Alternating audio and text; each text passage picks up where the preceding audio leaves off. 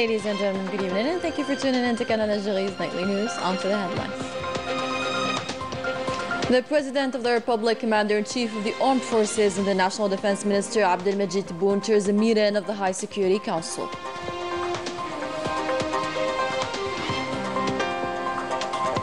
The President of the Republic, Abdelmajid Tebboune, congratulates his Lebanese counterpart, Joseph Aoun, following his election as the new President of Lebanon.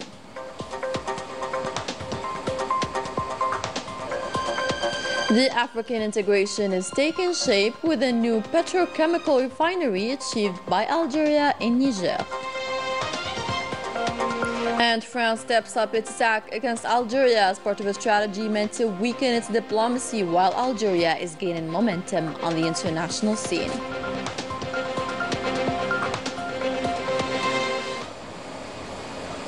Welcome back. We begin with tonight's top story as the President of the Republic, Abdelmajid Tebboune, Commander-in-Chief of the Armed Forces, Minister of National Defense, chaired today a meeting of the High Council of Security.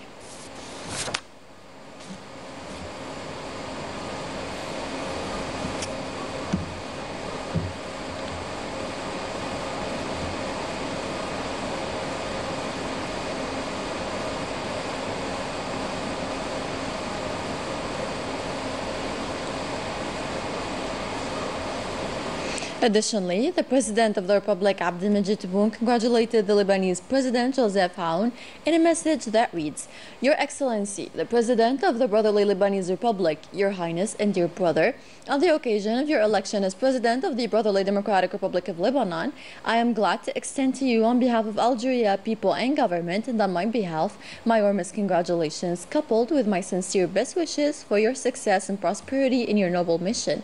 It is with great satisfaction that I witnessed your election by the Lebanese members of parliament at this sensitive time and in the midst of the difficult circumstances your country and the region are going through, following a 2-year vacuum. This reflects the confidence placed in you to carry out these noble duties with wisdom and competence. We are hopeful that this step will be a significant stride towards Lebanon's recovery, alleviating the suffering of its proud people and achieving the security, stability, and prosperity they deserve. On this occasion, I would like to praise the historical relations between our two countries, which are founded on cooperation and solidarity, and to reaffirm our full readiness to work together to alleviate them further. Once again, I extend to you my sincere congratulations and warm brotherly greetings, and I trust that you will accept my expressions of deep appreciation and affection." End quote. In his capacity as a special envoy of the President of the Republic, Abdelmajid Tebboune, the Minister of State, Minister of Foreign Affairs, and of the National Community Abroad and African Affairs, Ahmed Attaf, conducted yesterday an official state visit to the Republic of Benin. Ahmed Attaf also held talks with the Minister of Foreign Affairs and Cooperation of Benin. The talks discussed the means and ways to promote cooperation between both countries. The two parties have also evoked the developments on the situation in their common space, in addition to coordination regarding upcoming events on the continental level.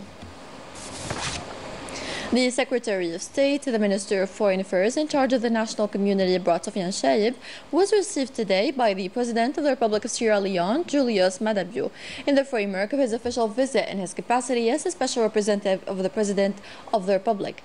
During the meeting, the Secretary of State delivered a letter from the President of the Republic to his Sierra Leonean counterpart, conveying to him the sincere brotherly greetings of President Tebboune and his common aspirations to reinforce the links of brotherhood and cooperation between both countries. These meetings were also an occasion to exchange views on the different aspects of the relations between Algeria and Sierra Leone, as well as the means to strengthen and promote bilateral cooperation in various domains. Both sides have also evoked the main issues registered on the continental and international levels, all while reaffirming the importance of strengthening coordination and consultation between both countries. And as African nations demand sovereignty over their resources, Algeria believes the continent's true renaissance begins with building bridges between its countries. This vision includes strategic projects like the Dosso oil refinery in Niger and the petrochemical complex. More insights with Manal Mafa.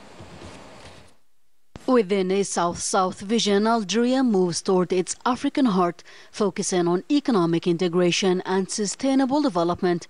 At the core of this ambitious strategy, Algeria sets its sights on Niger, particularly the city of Dosso, where it is launching a sustainable energy project, including an oil refinery and petrochemical complex. The purpose of building this refinery is to supply raw materials, particularly gasoline, for national needs. In short, this project is of vital importance to the country, and we, as technicians, are committed to ensuring its completion within the given time frame.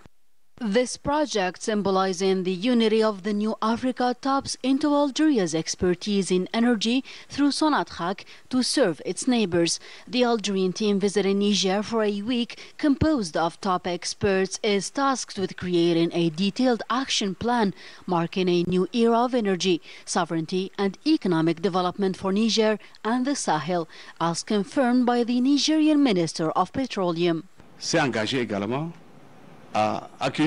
Algeria has committed to welcoming our engineers and senior technicians in the refineries, with around 40 candidates already pre-selected. The team from the Algerian Institute of Petroleum will conduct interviews and assessment, then develop a training program, followed by an immersive internship in the refineries.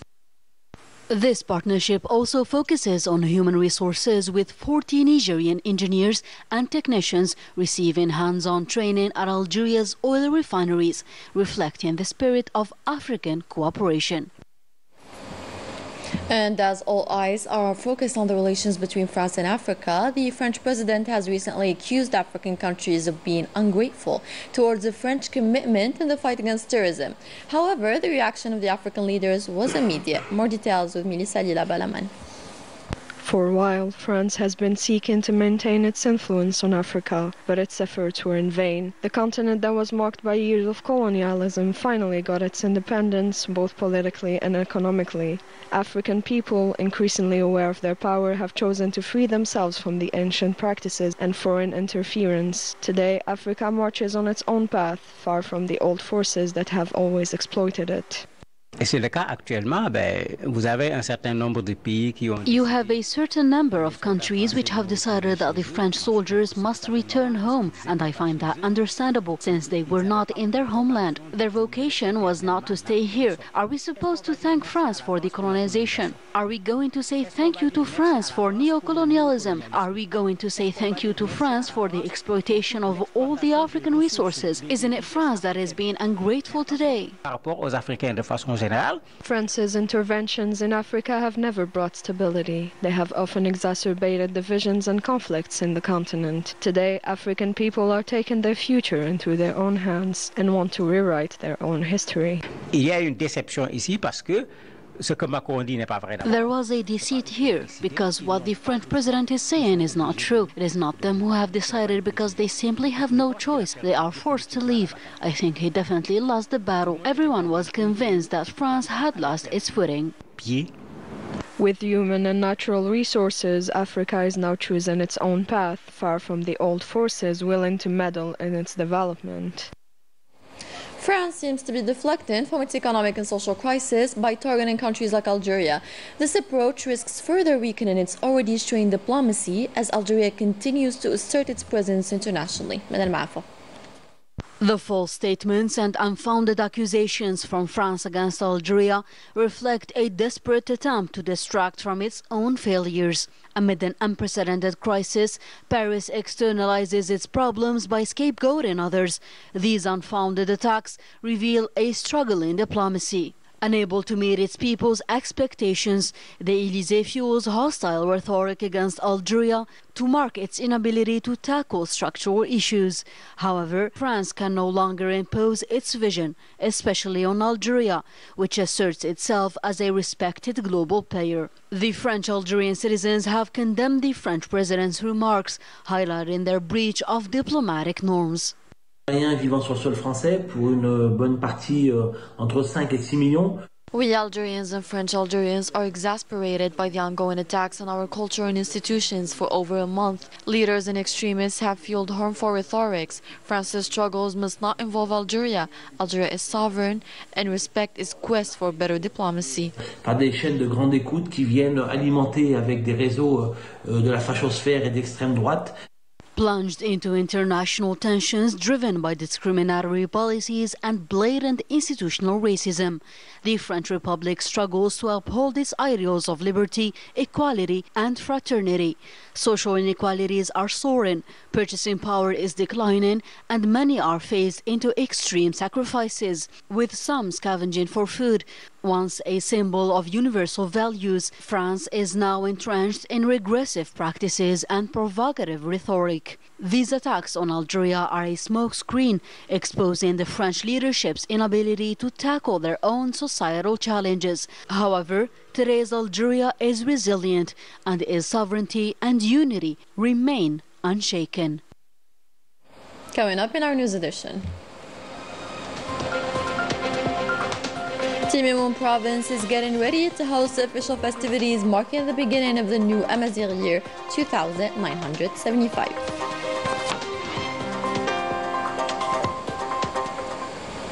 The proceedings of the Technical Commission in charge of assessing the implementation of the roadmap of the first session of the Algerian-Tunisian Commission for the Development and the Promotion of Border Zones in Tabarqa in Tunisia was crowned with a signature of a minute of a final meeting of the Technical Committee, as well as the organization of regular meetings for the follow-up of these projects.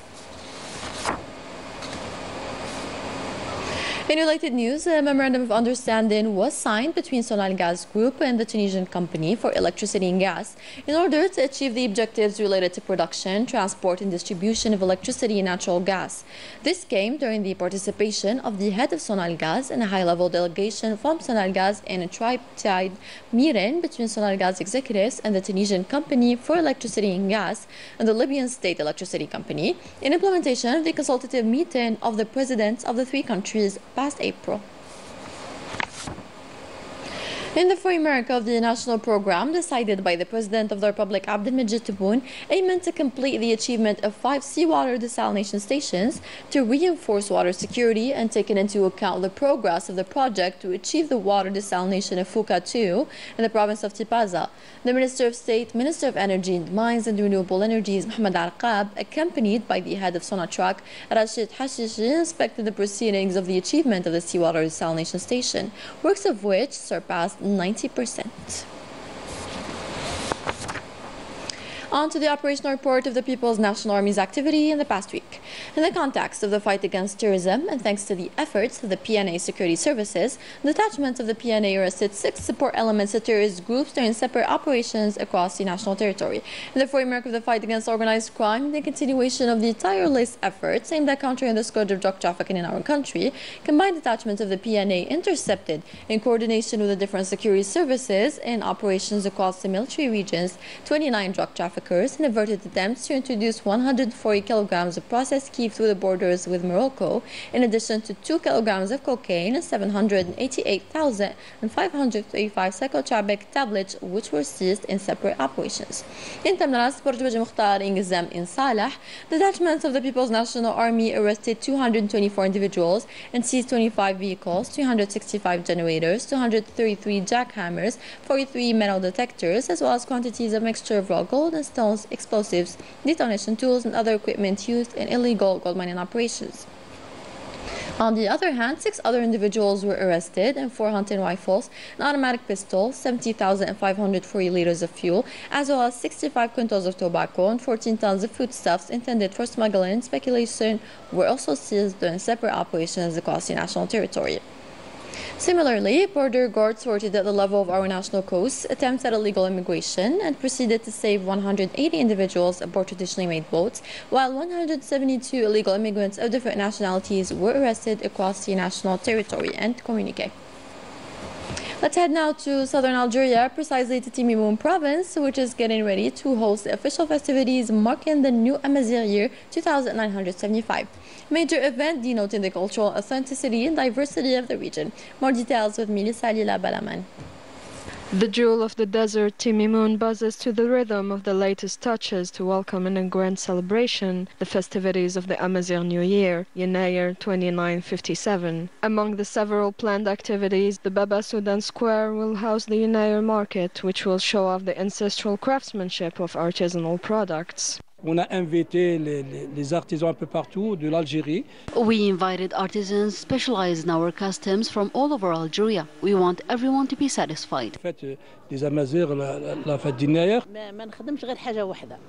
I make several designs through recycling. For example, this fan is made from palm trees derivatives, or these mirrors made from recycling bicycle tires covered with jute fibers. Starting from Avenue 1er Novembre, a large parade will be organized. The highlight of the celebration undoubtedly remains the presentation of the Republic's prize for Amazigh language and literature, planned at the open-air theater, while the final arrangements are well underway. These are the very last preparations for the Yinairi event, which will be marked by the big parade in front of civil society, the Republican Guard, as well as civil defense planned for January 10th. Added to this, the festival will be marked by traditional music shows, film screenings, and study days on heritage. Timimoun, the red oasis and pearl of Golala, uses its most beautiful assets to host the official festivities for Yinair 2957. A rich program has been concocted for the occasion, a way of promoting the Amazigh language, a fundamental pillar of our cultural diversity and even our national identity. Notre diversité culturelle, voire de notre identité nationale. With that, happy New Amazigh year, everyone. See you next week.